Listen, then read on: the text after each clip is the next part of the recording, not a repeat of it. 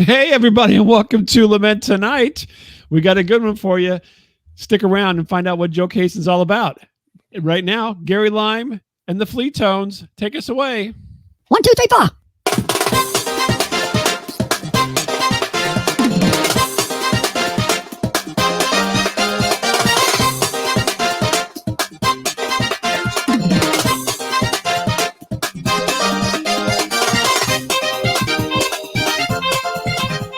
Oh, thank you very much, Gary. It's always great to have you here. Bob, you are a grade A asshole. Thank you, Gary. I really appreciate when you talk nice to me like that. We're here tonight with Joe Cason. I don't know if anybody knows who Joe Cason is, but I, kind of do. I won't say that I know him personally, but Joe Cason is a rising comedy talent hailing from Detroit, believe it or not. He made it out alive, but without any equity in his home. And he's now bringing the laughs to Nashville, where, I mean, if you bought early, it's probably worth a lot of money at this point. Known for sharp one-liners and clever wordplay, his act blends self-deprecating humor, absurd observations, and stories from growing up in the Motor City. So without further ado, let's just go ahead and welcome Joe. Tell us about it. Bob, thank you so much for having me. So good to be here. Oh, great. And regale us here with some Motor City madness, as it were. Oh, it was a fun city to grow up in. Everyone called me White Joe. Okay. The only thing was there weren't any other Joes. They could have just called me by my name. That would have been a little better, but it was fun. I enjoyed it. Well, that's great. I can't. So do they call like they call like slightly, I guess there was no other Joes. So they call other people like, well, it's slightly tan Mark. I guess they probably should have, but or maybe vitiligo Martin. That was actually my neighbor. So well, Joe, why don't you just jump right into the comedy for us and do some material? Absolutely. I'm happy to do it for you guys. So good to be here, everybody. So I gave up porn recently. Oh my. Don't know what I'm going to do for money now, but I will figure something out, I guess. But I'm just kidding. I didn't make any money. I was recently told I look like Timothy Chalamet if he was left in the dryer for too long, but not much of a market for that. But I just had a birthday. I just turned 29, which is fun. But 29 is kind of a weird age because I'm too young to own a home and I'm too old for a P. Diddy party. But being 29 in my family is a little strange, though, because my younger siblings are like a lot more successful than me. Like my younger sister is a doctor. My younger brother's an engineer. I bought a massage chair recently. It's kind of a weird purchase when you're unemployed, but it is weird being the family disappointment when your mom believes in Bigfoot. So it's kind of weird that my mom believes in Bigfoot, this mythical creature that's never been seen, but she gave up on me in 2009. I've been trying to take blurry pictures of myself and send it to her to prove to her that I am real, And my dad is like 99% convinced I'm gay, which means he's only 1% wrong. I got a text from my dad last month. He's like, "Happy Pride Month. Bet you're having fun." I'm like, "Dude, you've met my girlfriend. What are you doing?" He says it so much, I'm starting to believe it. You know what I mean? But so anyway, I'm in therapy. Therapy's good, but my therapist, she thinks I'm having a midlife crisis, which is a really sad way to find out I'm apparently going to die in my 50s.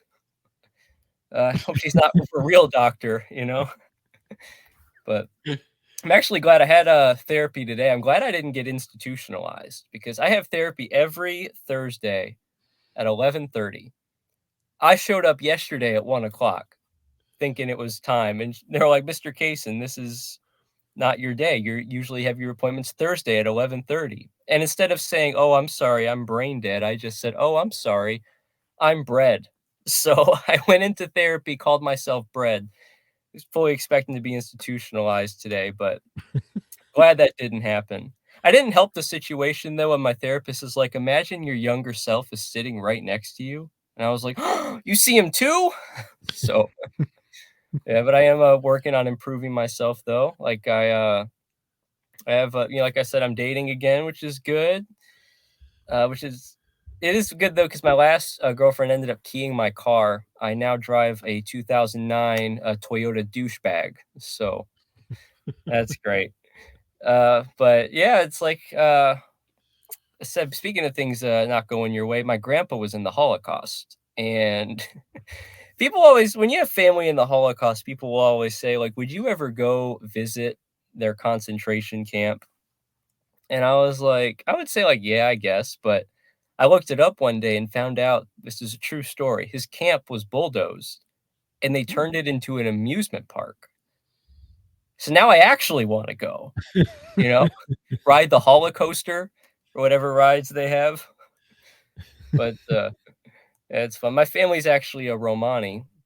There's a stereotype that Romani people are criminals and thieves, and that's kind of a sad fact. And then I found out that the only 3 Romani words to make it to the English language are shank, shiv, and narc, which is really upsetting. Yeah, so upset when I heard that fact, I decided to return, all the wallets I had recently stolen, but I'm glad my family came to America, though, moved somewhere, free of crime, free of poverty.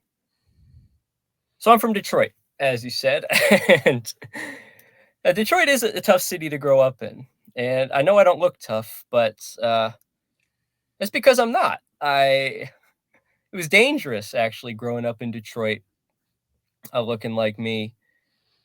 I have what they call resting snitch face, so that was fun, but I get it though. I'm kind of a small guy. Like I was once asked to play a cancer patient on a TV show, and they told me I'd have to gain a couple pounds. That's great. Actually, back in Detroit, they used to call me extra slim shady instead. But no, they really did call me White Joe, and I got bullied a lot in Detroit. That's because I embarrassed myself a lot. Like I used to accidentally call my teacher mom, which is weird. It was especially weird because I went to an all black school, so that made it a little weirder. But yeah, but I'll leave you guys on this. I joined a gym recently. Yeah, I don't really understand how gyms work because people keep asking me to spot them, and I just don't carry cash on me like that. But there's actually this couple at my gym that's trying out for that show, Naked and Afraid. Mm. And I could never do that because I'm already clothed and terrified as it is. But there's this giant mural on the wall at my gym that just says, "I was born ready."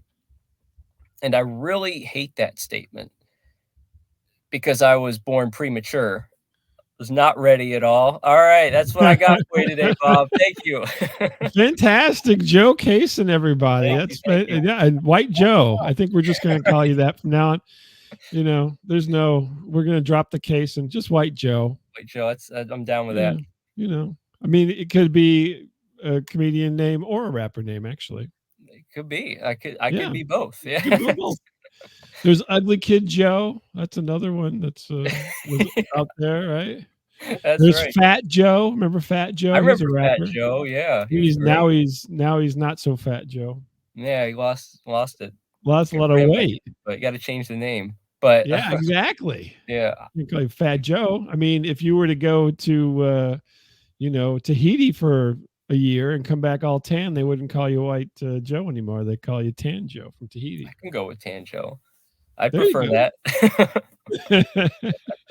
Well, 1 minute here, Joe. We'll get back to you. We got a word from our sponsor, I'm actually going to read this one. Sometimes we have prepared things. I don't have a prepared one tonight, so I'm just going to read it. So let's see here. Let's have it go. Some nice music. You're looking for a midday laugh? Tune in to Joe Cason's Lunch Hour Open Mic, happening live every Tuesday. Join us for a hilarious break from your day featuring fresh talent and seasoned pros. That's Joe Cason's or White Joe Lunch Hour Open Mic, Tuesdays at 1, noon Central, 11 Mountain, 10 Pacific. Get ready to laugh with Joe Cason's Lunch Hour Open Mic. There you go, Joe. How about that? Thank you. I appreciate the plug. I think I got all the time zones correct as well. Can you believe it? I think you did. Yeah, I barely even know them, but they sounded right to me. So So let's keep going with this whole White Joe thing. I mean, this seems like you would get mixed up with the former president on that one. You would think so, but believe it or not, there's not too many white people in Detroit. So it was Really very easy to spot, like, hey, there's White Joe. Wasn't Michael Moore from Detroit? Wasn't he the filmmaker? Wasn't he that? Yeah, he's from outside Detroit, but we still okay. we'll take him. Yeah.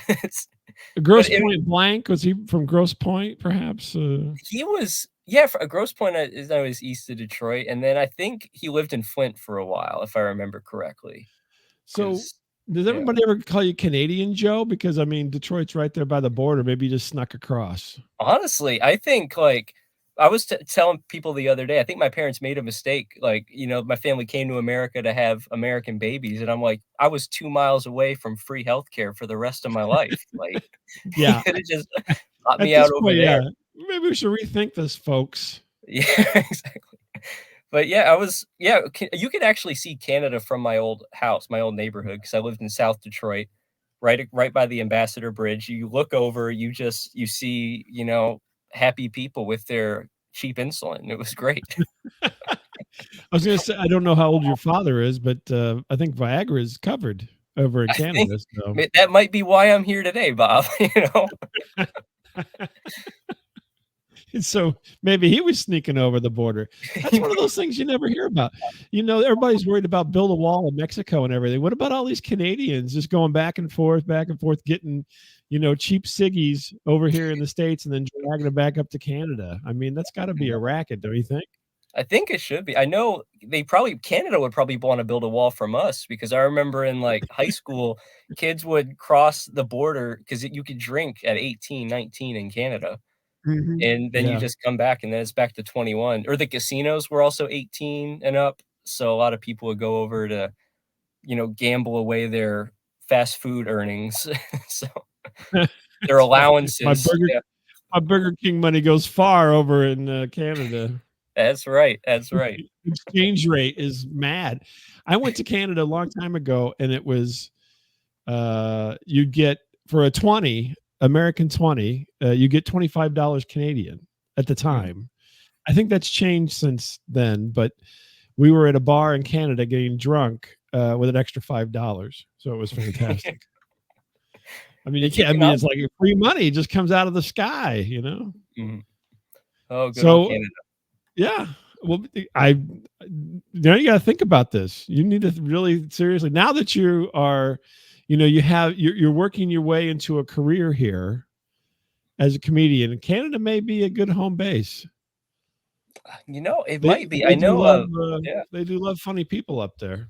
They do. They have some great clubs up there. I've had friends in Detroit that are comedians go do gigs in Canada. They've loved it. I mean, just the only difference is what milk comes in bags. I can get over that, That's right, the milk bag. It's the only difference, really.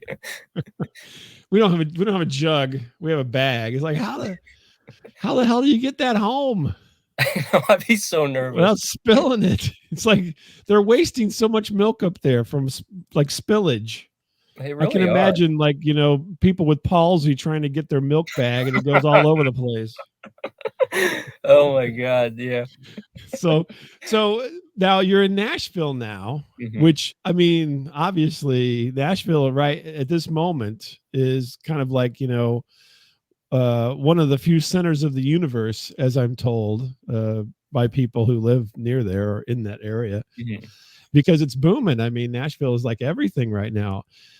Entertainment wise, and I mean, people just want to live there. Mm-hmm. In Tennessee, you don't have any state tax, from what I understand, right? That's right. Yeah. Is that why you're there, just to get out of taxes? There's no shiv shank tax down there.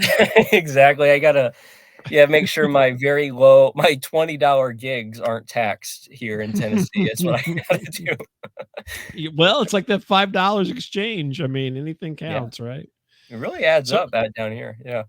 so I mean, was this like a were you forced to go down there because of a work program, or was this something that you were like, okay, I'm making a conscious decision to go to Music City, USA? Well, I moved, I was 19 when I moved here, and I was still living with my parents. So Oh, they got moved a too. Huh? they moved, they wanted, kind of get out of the snow. My dad got a job Mhm. here, everyone moved. I went with them. I was, loved the chance to, be in a new city, try new things. At the time, I actually worked in the music business a little bit. So I was like, "Hey, I'm going to Nashville. It's Music City." But then I forgot how much I hate country music. So I was like, Oh, "Maybe there's no yeah. Well, work that's for me tough. here." That's tough. Yeah. Well, I don't know if writing your name on a pre-burned CD and telling people that it's theirs now is necessarily working in the music business, Joe. But You caught me. I'll give you the benefit of the doubt. Yeah. You could be pale shady. Pale. I'm I pale could. shady. So do you enjoy it down there? I mean, obviously the country music aside, Yeah, although to be honest with you, at this point, I mean, it's kind of just pop music with, like hay on it. it really is. So, it's not quite as bad as it used to be, where people had two teeth and overalls and babies hanging on them. Exactly. That's once you leave Nashville, that is what you see. But, I do love it here. It's a great city. The comedy here is incredible. Like, we have some amazing comics blowing up out of here right now. Uh, just really hardworking comics that are out there every single day. Great gigs, great shows. And because there's so many tourists, a lot of the shows, you get a lot of new people in and Hmm. out of the open mics. You actually have like real audiences sometimes, which is, as a comedian, is pretty great because in most cities you're just performing for the same 10 comics over and over, and they've heard all your jokes, and it just gets kind of hard. Well, that's great. So that's interesting. Now, since you've been there a decade, I mean, you're practically a local at this point, I guess, right? When do you become local? You don't I have a twang. You don't talk like you're from Nashville, but I can be thankful for that. uh, do you put one on? Do you acclimate whenever you're in certain situations where you're like, "Oh yeah, I was down at the Piggly Wiggly trying to pick up some beef jerky today." I have never done that, thankfully, and right now, I actually live outside the city. I moved out to the country to save money, Hmm. and that is how everyone talks. I swear I need a translator just to hear what they're saying at the local grocery store, which it's not a Piggly Wiggly, but they do let you smoke inside, so I don't know. Oh well, I mean, It's the same vibe. having the no smoking store is in town. Yeah. Yeah, exactly. I gotta go into Nashville if I wanna, buy my cheese puffs without breathing in secondhand smoke. My, Well, think about it. purity. You'd save on cigarettes. Just walk through the store a couple times. We're like, where are you going? Oh, I'm gonna go. I'm gonna go get a couple of cigarettes just by walking through the store, not actually purchasing any. Yeah, not a bad idea to save money for sure. I mean, I know cigarettes are probably getting more expensive, so it's Yeah. an economical choice right there. What kind of? If it wasn't Piggly Wiggly, what was it? I'm curious. It's called Lawrence. I think that's just the guy who set up a store. That's what they have here, and, you go through and everything's mostly expired and everyone's smoking Oh, inside. okay. I was just saying, is Great. it on the outside? Does it just say store? And then he's like, "Yeah, it's my store. I'm If it's going." Lawrence, he's Oh, go to Lauren. Lawrence. Yeah, exactly. Well, that's so. Did you, when you first moved there as a youngin? I guess you were out of school at that point, or at least out of K-12 school. Mhm. I mean, unless you get held back several times, I haven't heard of. But so, I mean, what was the big culture shock? Because it's got to be a big deal going from, you know, Detroit is not, a bustling mecca at, even 10 years ago. It was kind of on the down. Mhm. So what was the life like? It definitely was shocking with, like I said, I had a very hard time understanding everybody, which is kind of funny. And everybody thought I was from Canada too, just because of the way I talk. I didn't I think realize that. you should just embrace that. I might take it up and maybe they'll let me come back over, you know, go over. But yeah, I couldn't, I remember not being able to understand anybody was hard for a minute. And then everybody, I don't know what it is, if Detroit just has way too many, or at least my family, way too many Eastern Europeans, but everyone in the South, I think, is a lot taller. And I Oh, forgot really? that, like, yeah, because 'cause I'm 5'8", so I would walk around being like in Detroit, I'm like, "I'm average size," and then here in Nashville, like, "I am so short. This is this is kinda hard." It's well, it's I think it's whenever they give birth, if the kid doesn't drop all the way out, he just hangs there. And then they're walking around the grocery store smoking. That's right, that'll do it. Yeah, maybe You there's would think something to it. smoking would stunt them, but it doesn't. So It gives them that little nicotine boost they need that's to right. That's right. get big and strong. Makes them, yeah, makes them hang on, hang in there an extra 2 weeks, Absolutely. get a little bit bigger. So, so what's coming up for Joe? What's coming up for White Joe or Canadian Joe? We've got all these names for you now, Joe. I'll take them Pale all, yeah. Joe, White Joe, Canadian Joe. What? White pale Canadian Joe. What's the future hold for Joe? Well, I mean, comedy's been going very well. I'm very thankful. I've been at it less than a year, and I've been getting adequately booked and having good shows. I have a show coming up in 2 weeks from today at the Dive Motel in Nashville, which I'm very Oh, excited really? about. It's a legendary venue here in town, and I got some other contests coming up. I'm doing competing in Nashville's Funniest Comedian coming in September, Oh, so that'll wow. be a lot of You're fun. already signed up. I'm already signed up. I paid my fee. I mean, that's not really much of a gig, is like I paid to be there, but I'm still Right. pretty excited. Well, as I got long as the it all email. happens, then you didn't get took. I mean, then you're Yeah, good, right? So, absolutely. I trust that the email was official from the local club, oh, okay. which I've performed at. So I was like, okay, it's happening. I'll pay to make it happen. But yeah, I'm planning on doing some shows here through September, October. Late this winter, I plan on hitting the road a little bit, doing shows just around the Southeast, hitting some new cities, doing some gigs in Atlanta, Chattanooga, Louisville. I have a potential one lined up. So I'm going to be traveling a little bit, getting my set together and growing as a comic. Wow, this is all crazy.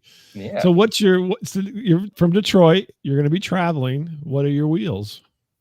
A Prius C. It's the economical car of a You are comedian. Canadian. Oh my goodness. Probably. A It's Prius C. That's the little one, right? It's That's the the little smaller one, one. yeah. I bought it Yeah. from an old lady who rammed into everything, so there's a dent on every corner of the car, and I got a great deal. It was, 10 years old, but there was only, like, 9,000 miles on it Oh because, my gosh. And yeah, and a bunch of dents and a apparently. bunch of dents. It was pretty Wow. bad. It's hard to light your next cigarette while you're driving in the parking lot at Lawrence's. What was the name of At it? Lawrence, yep, at Yeah, Lawrence's shop. Lawrence's store. So, that's tough. Yeah. Well, we're going to take a quick break and we're going to come back and we're going to play a game with Pale Canadian Joe. So everybody stay tuned. Back in 1 second.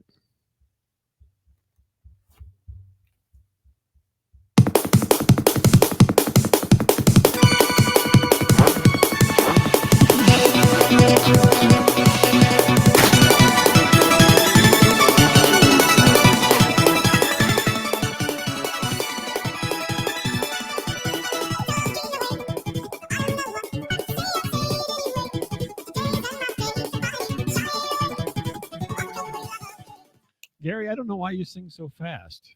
I don't know what's going on with Gary. He's like on speed or something. Come on. And that's what she said. Oh, really? Okay. Well, his girlfriend concurs on all that. So that was Gary Lime and the Fleetones, everybody. Fantastic job. I don't know if you could tell what song that was, but it's an oldie but a goodie. And actually quite, I guess, Nordic in its origins, if you knew what it was. So we're going to play a game here, Joe. I think you decided. I have a list of games that I show the guest ahead of time. I say, which one do you think you'd like to do? And I think we're going to go with you are the expert. All right. So you, Joe, are the expert in a field that I'm going to tell you. And it's obviously a very improvised situation here. So I'm going to spit one out at you, and we're just going to see where it goes.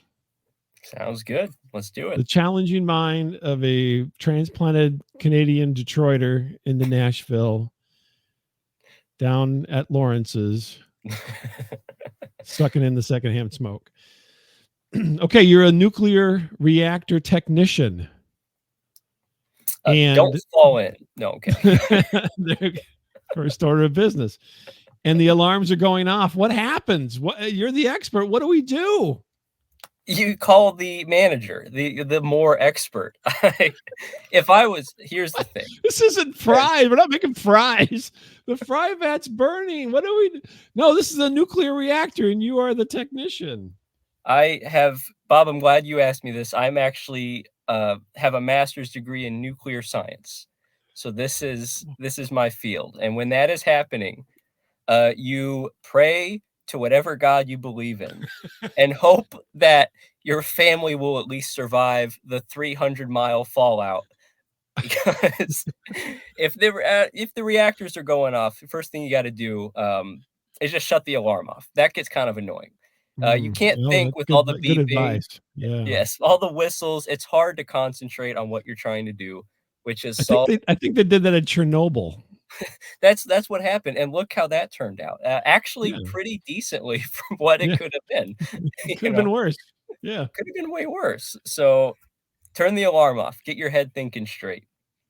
Then you just shut the reactor off. It's an on-off situation. On, off. You turn it off. It can't do any harm. It's not going to hurt anybody. And that.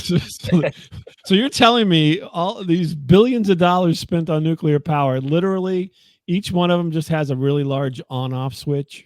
It's the most economical way to do it. If you have a key, you could lose it. It's just best to have a button.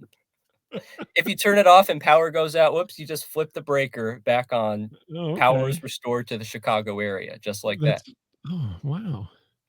I didn't realize it was so simple.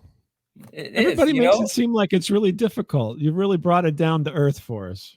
They just want to feel smarter than us. It's really not that complicated. So then the disaster averted, you hit the big switch. How do you get going again? Just hit the switch? Yeah, you turn it off and on. When your computer's having problems, sometimes you just got to turn it off and just let it sit, let it cool down. Then you turn it back on. Okay. All your startup programs come up, you exit out of them. It's the same with the reactor. It's really no different. It's just a giant Chromebook. So you just does it come with solitaire? It has solitaire. It has chess. Okay. The chess uses a little too much processing power, so you want to be careful with that. It's not Gary Kasparov's chess. This is like minimal chess is what you're saying. This is 400 ELO chess that you'd play with the kindergartner kind of thing. Oh my goodness. I almost believe in you on all of this, honestly. I think that probably is that simple. It really is. So where do you get the the uranium rods? I mean, do those come in can you get them on Amazon? How's that work? Prime. You have to pay. They're not 2-day, but they're on Prime. You gotta get the extended delivery on those, but you can still get them. They come on dry ice. It's not too complicated. The tariffs made it a little more expensive, but where do those come from? Do they have to import that? I guess they gotta import it from Chernobyl, actually. So there's a lot of radioactive material all over Chernobyl. So they just pick up a rock. It's now a rod, and you just bring it over. They just hammer it out. Or they do like when you were a kid, you got your clay, you just made a little turd out of it. That's right. Just roll it in their hands. Well, there you go. That's the nuclear technician. Now we got a new name for you, nuclear technician Joe, and the world feels much safer with you on the Switch. I'm Don't you glad to think? be a part of it. Yeah. Gary, play us another song, would you? Thank you, and good night. No, we're not done yet, Gary. I want you to play another song. Come on.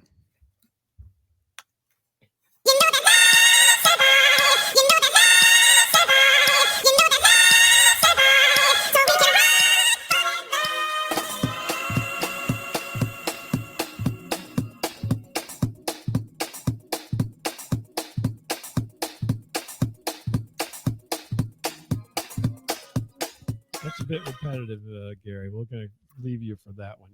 So, Joe, things are going well. Nashville's doing good for you.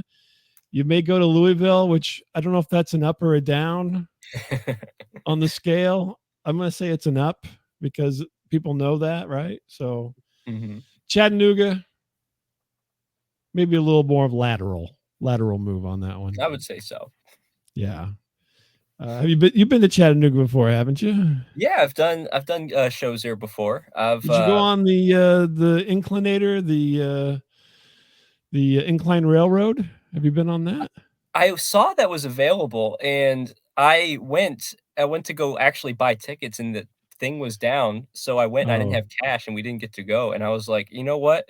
I'm already, losing time here, I gotta get back to Nashville," but that was cool, and then, fun fact about that, you walk out of there looking for an ATM, and you will run into a Confederate graveyard.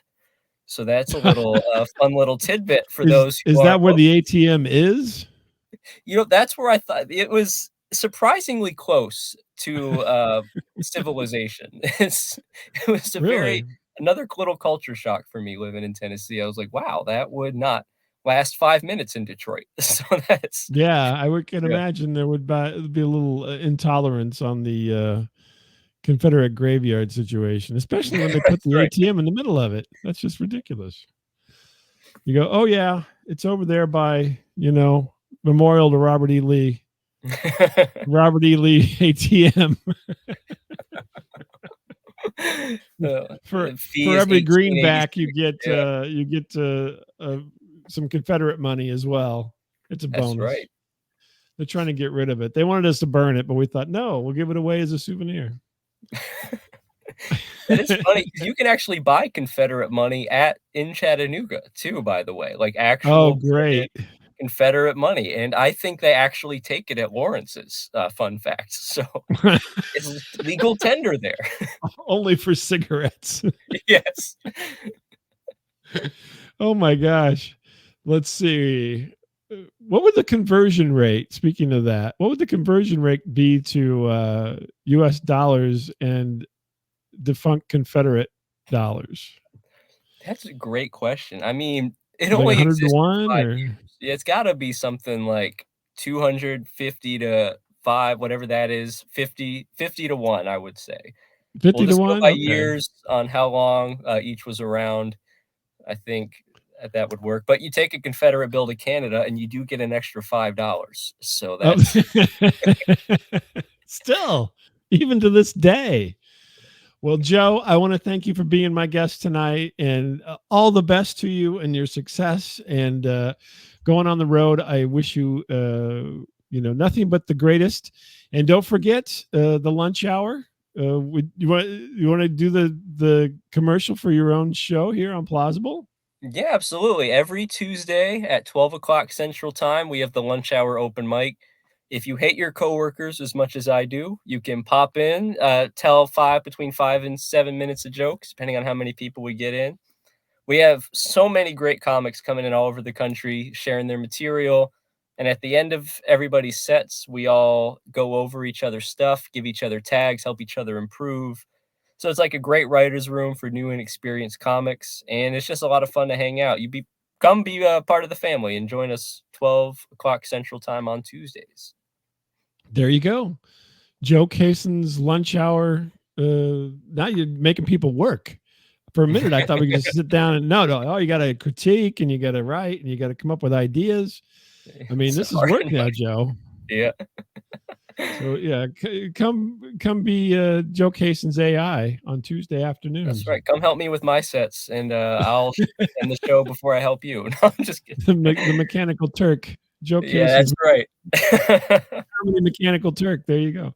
Well, Joe, thank you so much. Everybody go see Joe on Tuesdays, as well as when he's out performing live in the real world.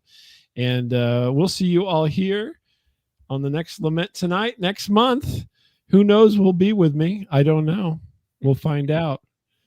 And hopefully it'll be just as nice and delightful as this was. So good night, Canadian Pale Joe, nuclear technician, and best of luck. Thank you, Bob. Thank you so much for having me. It was a pleasure.